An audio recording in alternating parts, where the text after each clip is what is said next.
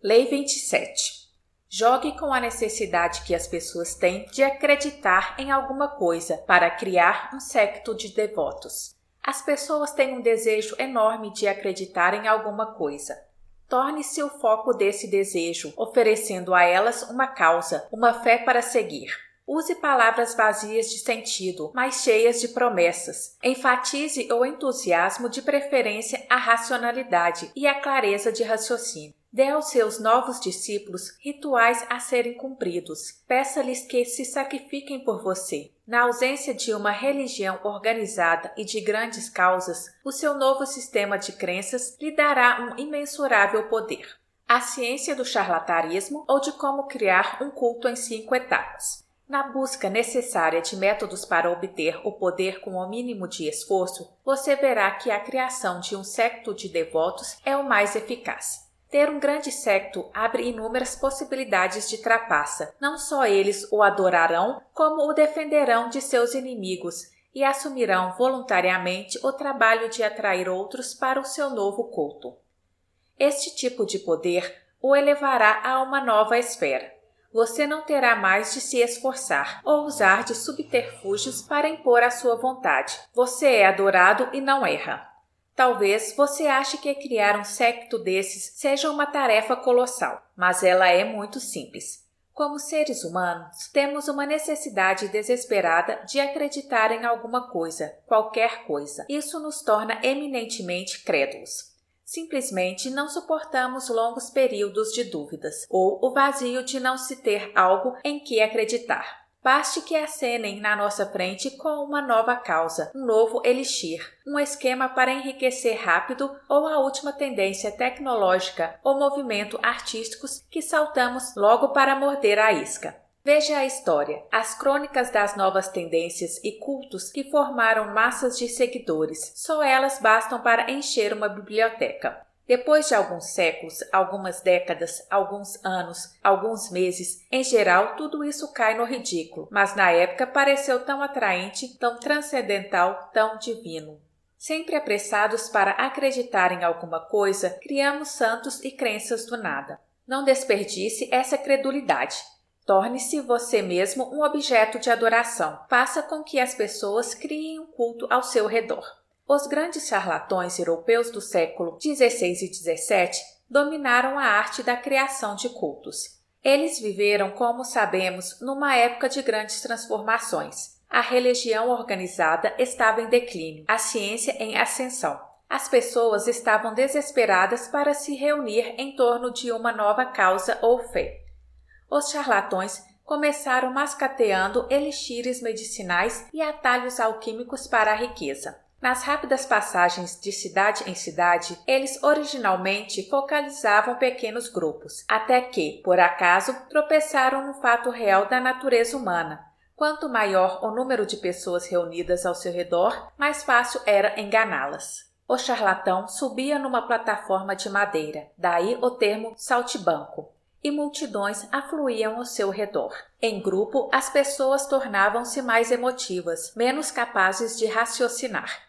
Se o charlatão tivesse falado com elas individualmente, elas o teriam achado ridículo, mas, perdidas na multidão, viam-se presas num estado comum de êxtase. Era difícil para elas encontrar o distanciamento que dá espaço para o ceticismo. Qualquer deficiência nas ideias do charlatão era encoberta pelo zelo da massa. A paixão e o entusiasmo apossavam-se da multidão como por contágio, e elas reagiam violentamente a quem quer que ousasse espalhar uma semente que fosse de dúvida. Estudando conscientemente essa dinâmica ao longo de décadas de experiência e, espontaneamente, se adaptando às situações conforme elas iam acontecendo, os charlatões aperfeiçoaram a ciência de atrair e conquistar multidões, transformando-as em seguidores e os seguidores em culto.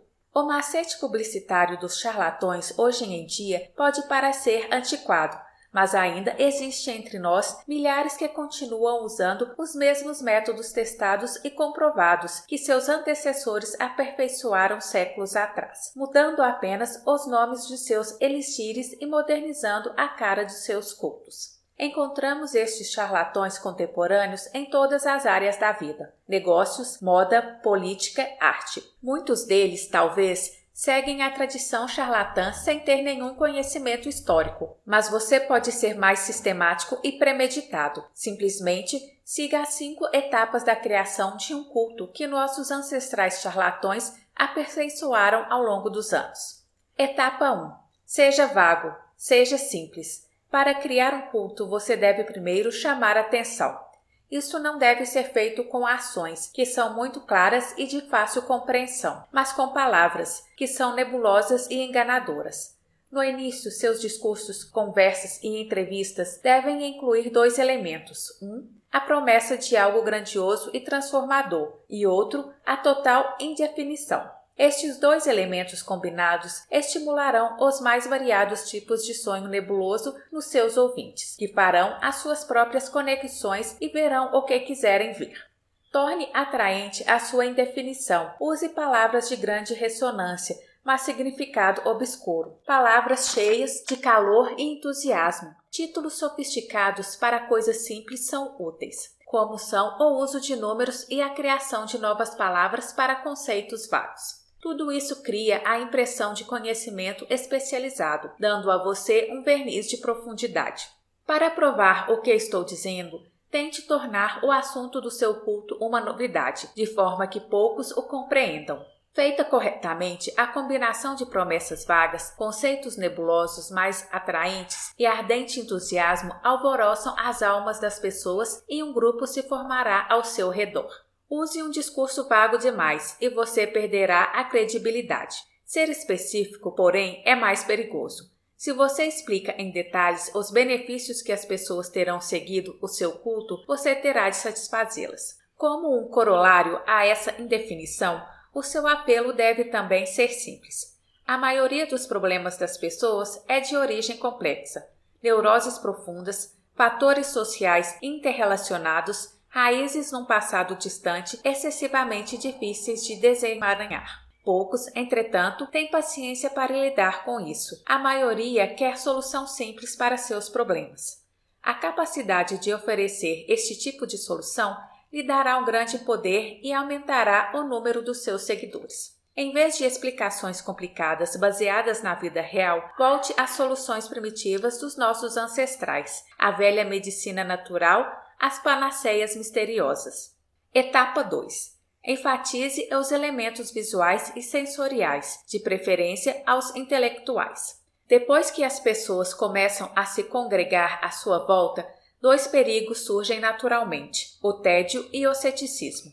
O tédio fará as pessoas se afastarem. O ceticismo lhes permitirá um distanciamento para analisar mais racionalmente o que você oferece, desfazendo a névoa que você engenhosamente criou e revelando o que você realmente pensa. Você precisa distrair os entediados, portanto, e afastar os céticos. A melhor maneira é fazer teatro e outras coisas desse tipo. Cerque-se de luxo, atordoe seus seguidores com o esplendor visual, enche os olhos deles com espetáculos. Você não só impedirá que eles vejam que suas ideias são absurdas, que o seu sistema de crença é falho, como chamará mais atenção e atrairá mais seguidores. Apele para todos os sentidos. Use incenso para as narinas, música tranquilizadora para os ouvidos, tabelas e gráficos coloridos para os olhos. Você pode até fazer cócegas na mente, usando talvez engenhocas tecnológicas recentes para dar ao seu culto um verniz pseudocientífico,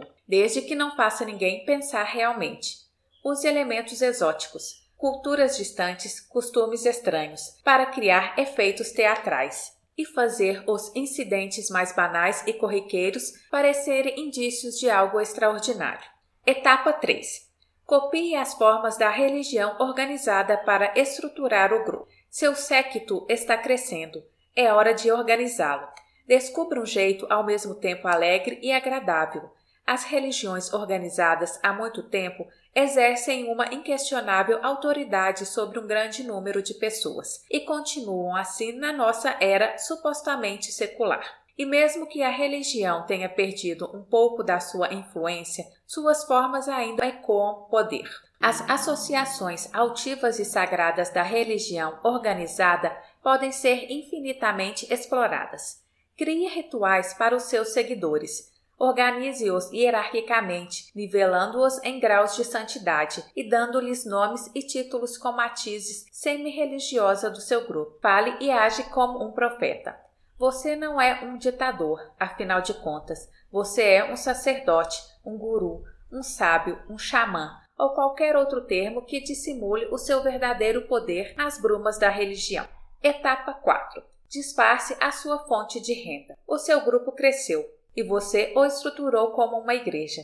Seus cofres estão começando a se encher com o dinheiro dos seus fiéis, mas você não deve parecer muito ávido de dinheiro e do poder que ele traz. É neste momento que você precisa disfarçar a sua fonte de renda.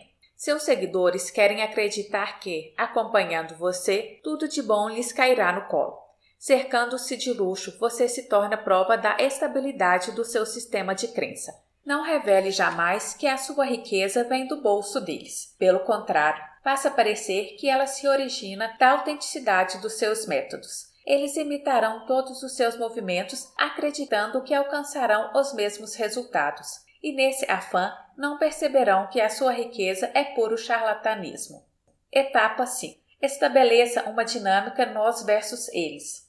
O grupo agora é grande e está prosperando, um ímã atraindo uma quantidade cada vez maior de partículas. Mas se você não prestar atenção, vem a inércia e o tempo acrescido do tédio desmagnetiza o grupo. Para manter unido os seus seguidores, você agora deve fazer o que todas as religiões e sistemas de crenças fizeram: criar uma dinâmica nós versus eles. Primeiro, certifique-se de que seus seguidores acreditam que participam de um clube exclusivo, unidos por uma mistura de objetivos comum a todos. Depois, para reforçar esta união, crie a ideia de um inimigo traiçoeiro disposto a acabar com vocês. Existe um exército de infiéis que farão tudo para deter você. Qualquer forasteiro que tentar revelar a natureza charlatã do seu sistema de crença pode agora ser descrito como um membro desta força traiçoeira. Se você não tiver inimigos, invente um. Achando um Judas para malhar, seus seguidores ficarão mais unidos e coesos. Eles têm uma causa em que acreditar, a sua, e infiéis para destruir. Lembre-se, as pessoas não estão interessadas na verdade sobre a mudança. Elas não querem ouvir dizer que ela é resultado de muito esforço ou foi motivada por coisas banais como exaustão, tédio ou depressão. Elas morrem de vontade de acreditar em algo romântico do outro mundo. Querem ouvir falar de anjos e experiências extracorporais. Agrade-as. Fale da origem mística de alguma mudança pessoal, envolva-a em cores etéreas e ao seu redor se formará um grupo cultuando-o. Adapte-se às necessidades das pessoas. O Messias deve espelhar os desejos dos seus seguidores e mire sempre bem alto. Quanto maior e mais ousada a sua ilusão, melhor. Num grupo, o desejo de união social, mais antigo do que a própria civilização, anseia por ser despertado. Este desejo pode ser subordinado a uma causa unificadora, mas por baixo existe uma sensualidade reprimida que o charlatão sabe muito bem como explorar e manipular. É isso que o Mesmer nos ensina. Toda tendência a duvidar, o distanciamento que nos permite racionalizar, acaba quando nos reunimos em grupo. O calor e o efeito contagiante do grupo vence o ceticismo do indivíduo. Este é o poder que você conquista criando o culto. Além disso, brincando com a sensualidade reprimida das pessoas, você as leva a ver a exaltação dos seus sentimentos como sinal da sua força mística. Você adquire um poder imenso trabalhando com a insatisfação das pessoas no seu desejo de uma espécie de unidade promíscua e pagã. Lembre-se também de que os cultos mais eficazes misturam religião com ciência. Pegue a tendência ou modismo tecnológico mais recente e misture-os a uma causa nobre, uma fé mística, uma nova forma de curar. As interpretações que as pessoas vão dar para o seu culto híbrido crescerão vertiginosamente e elas lhe atribuirão poderes que você nunca imaginou dizer que tem. O inverso. Uma das razões para a criação de um secto é que, em geral, é mais fácil enganar um grupo do que um indivíduo, e você fica com muito mais poder. Isso, entretanto, é perigoso. Se num determinado momento o grupo perceber o que você está fazendo, você não se verá diante de uma alma iludida, mas de uma multidão irada que o estralhaçará tão avidamente quanto o seguiu antes. Os charlatões enfrentavam constantemente este risco e estavam sempre prontos para se mudar para outra cidade quando se tornava evidente que seus elixires não funcionavam e suas ideias eram uma impostura. Se demorassem, pagavam com a vida, brincando com as multidões. Você brinca com fogo e deve ficar de olho sempre, à espreita de lampejos de dúvida, nos inimigos que colocarão a multidão contra você. Quando se brinca com as emoções de uma multidão, é preciso saber se adaptar, afinando-se constantemente com os humores e desejos do grupo. Use espiões, mantenha-se informado e no controle, e de malas prontas. Por isso, talvez você prefira lidar com as pessoas individualmente, isolando-as do seu ambiente normal. Você pode conseguir o mesmo efeito de quando as coloca num grupo. Elas ficam mais suscetíveis a sugestões e intimidações. Escolha o otário certo e, se ele acabar percebendo o que você faz, pode ser mais fácil fugir dele do que de uma multidão. Queridos ouvintes, esta foi a Lei 27 do Poder. Se você gostou do áudio, deixe seu like e ative o sininho para ser avisado das próximas leis. Gratidão, minha voz, sua voz.